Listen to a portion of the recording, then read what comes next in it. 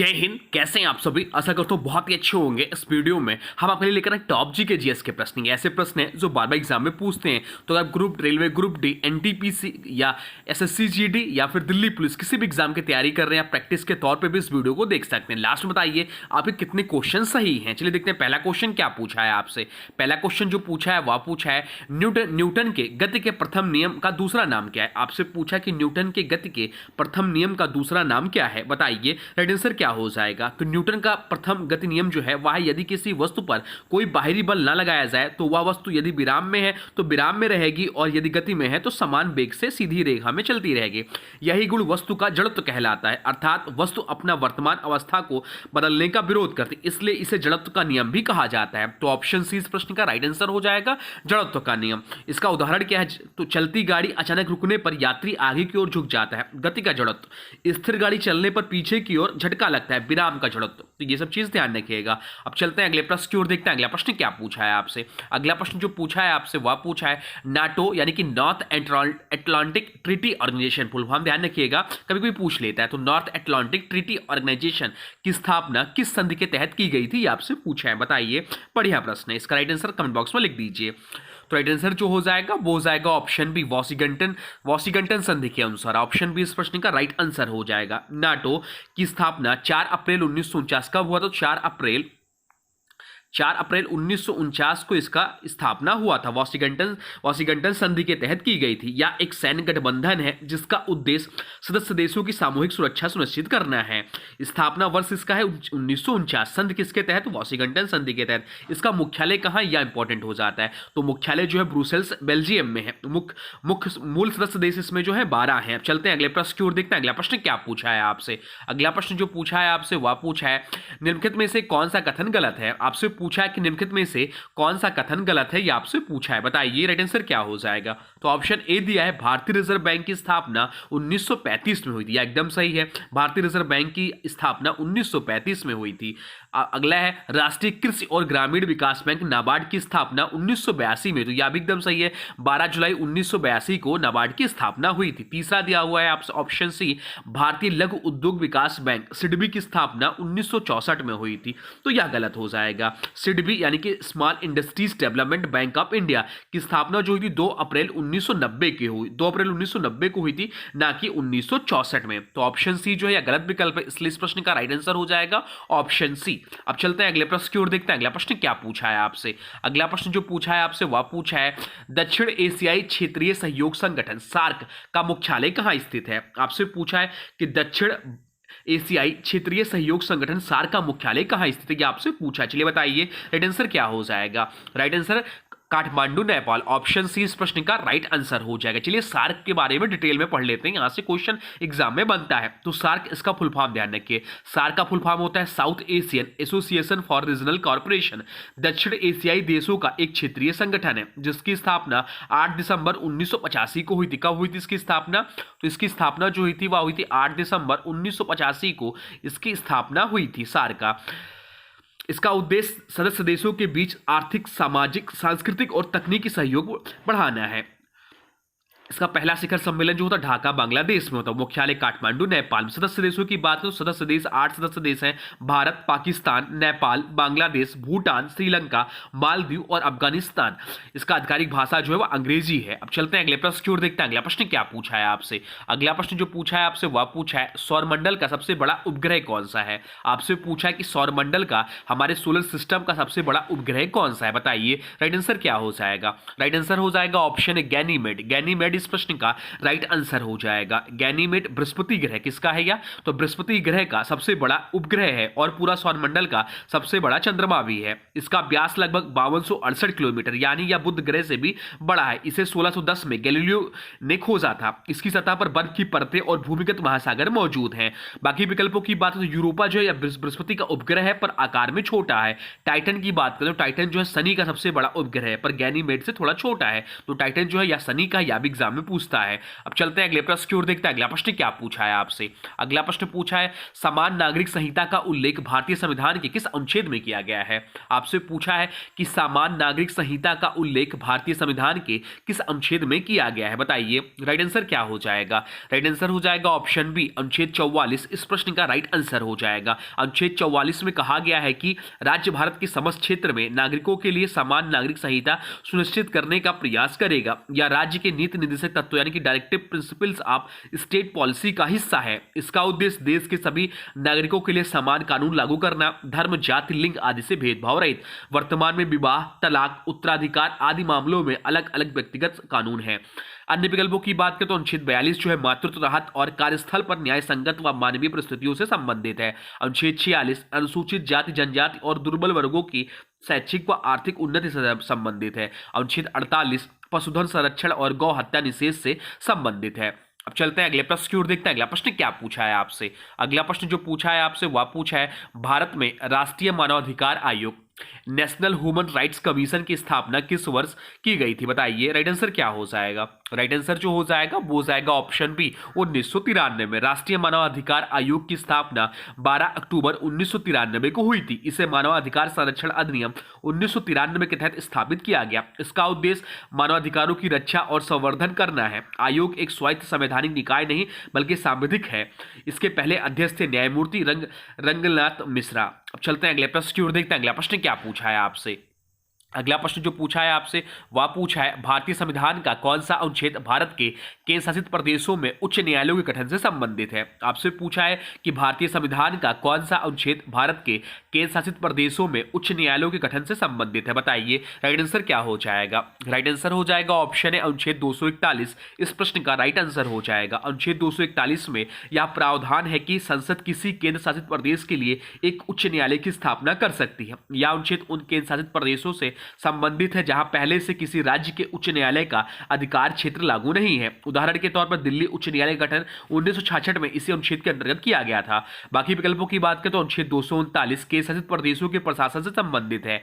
अनुच्छेद 239 भी केंद्र शासित प्रदेशों के लिए अध्यादेश जारी करने की शक्ति से संबंधित है। अनुच्छेद 252 राज्यों द्वारा संसद की को विशेष विषयों पर कानून बनाने की शक्ति सौंपने से संबंधित है। अब चलते हैं अगले प्रश्न की ओर, देखते हैं अगला प्रश्न क्या पूछा है आपसे। अगला प्रश्न जो पूछा है आपसे वह पूछा है निम्नलिखित में से कौन सी दुनिया की सबसे लंबी पर्वत श्रृंखला है और दक्षिण अमेरिका के पश्चिमी किनारे पर स्थित है। आपसे पूछा कि निम्नलिखित में से कौन सी दुनिया की सबसे लंबी पर्वत श्रृंखला है और दक्षिण अमेरिका के पश्चिमी किनारे पर स्थित है, बताइए राइट आंसर क्या हो जाएगा। राइट आंसर हो जाएगा ऑप्शन सी, एंडीज इस प्रश्न का राइट आंसर हो जाएगा। एंडीज पर्वत श्रृंखला दुनिया की सबसे लंबी महाद्वीपीय पर्वत श्रृंखला है। यह दक्षिण अमेरिका के पश्चिमी तट पर लगभग 7000 किलोमीटर तक फैली हुई है। यह पर्वत श्रृंखला 7 देशों Venezuela, Colombia, Ecuador, Peru, Bolivia, Chile और अर्जेंटीना से होकर गुजरती है। एंडीज में ही अंकोंगुआ शिखर स्थित है जो दक्षिण अमेरिका की सबसे ऊंची चोटी है जिसकी ऊंचाई 6961 मीटर है। अन्य विकल्पों की बात करें तो रॉकीज जो है राकीश माउंटेन या उत्तर अमेरिका में स्थित है। यूराल की बात करें तो यूरोप और एशिया की सीमा बनाते हैं। एटलस उत्तरी अफ्रीका में स्थित है। अब चलते हैं अगले प्रश्न की ओर, देखते हैं अगला प्रश्न क्या पूछा है आपसे। अगला प्रश्न जो पूछा है आपसे वह पूछा है कौन सी पर्वत श्रृंखला एशिया से यूरोप को अलग करती है। आपसे पूछा है कि कौन सी पर्वत श्रृंखला एशिया से यूरोप को अलग करती है, बताइए राइट आंसर क्या हो जाएगा। राइट आंसर हो जाएगा ऑप्शन बी, यूराल इस प्रश्न का राइट आंसर हो जाएगा। यूराल पर्वत श्रृंखला वह भौगोलिक सीमा है जो एशिया और यूरोप महाद्वीपों को अलग करती है। यह पर्वत श्रृंखला रूस में स्थित है और उत्तर में आर्कटिक महासागर से लेकर दक्षिण में कजाकिस्तान तक फैली है। इसकी लंबाई लगभग 2500 किलोमीटर है। यह क्षेत्र खनिज संपदा से समृद्ध है और विशेष रूप से लो एस के लिए प्रसिद्ध है। बाकी विकल्पों की बात तो हिमालय जो दक्षिण एशिया में स्थित है, यूरोप से कोई संबंध नहीं है। एंडीज जो है दक्षिण अमेरिका में स्थित है और राकीज उत्तर अमेरिका में स्थित है। अब चलते हैं अगले प्रश्न की ओर, देखते हैं अगला प्रश्न क्या पूछा है आपसे। अगला प्रश्न जो पूछा है आपसे वह पूछा है गांधी जी ने किस अधिनियम के विरुद्ध लड़ने और सत्याग्रह शुरू करने का निर्णय लिया था। आपसे पूछा कि गांधी जी ने किस अधिनियम के विरुद्ध लड़ने और सत्याग्रह शुरू करने का निर्णय लिया था, बताइए राइट आंसर क्या हो जाएगा। राइट आंसर हो जाएगा ऑप्शन डी, रॉलेट एक्ट 1919।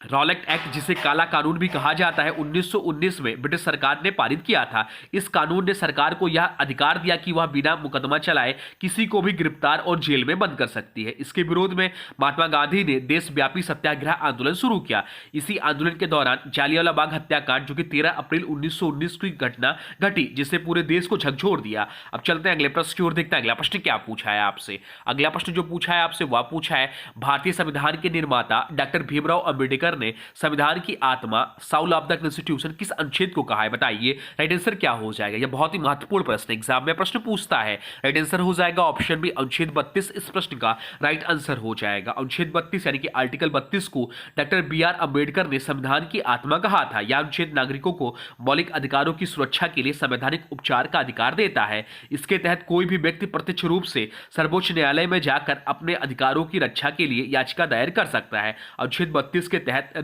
रिटस जैसे habeas corpus, mandamus prohibition, quo warranto, certiorari जारी की जा सकता है। बाकी विकल्पों की बात करें तो अनुच्छेद 29 जो है, या भी प्रश्न इंपॉर्टेंट है, आर्टिकल अनुच्छेद 29 जो है अल्पसंख्यकों के हितों की रक्षा से संबंधित है। अनुच्छेद 76 भारत के महान्यायवादी से संबंधित है। अनुच्छेद 34 आपातकालीन परिस्थितियों में मौलिक अधिकारों के निलंबन से संबंधित है।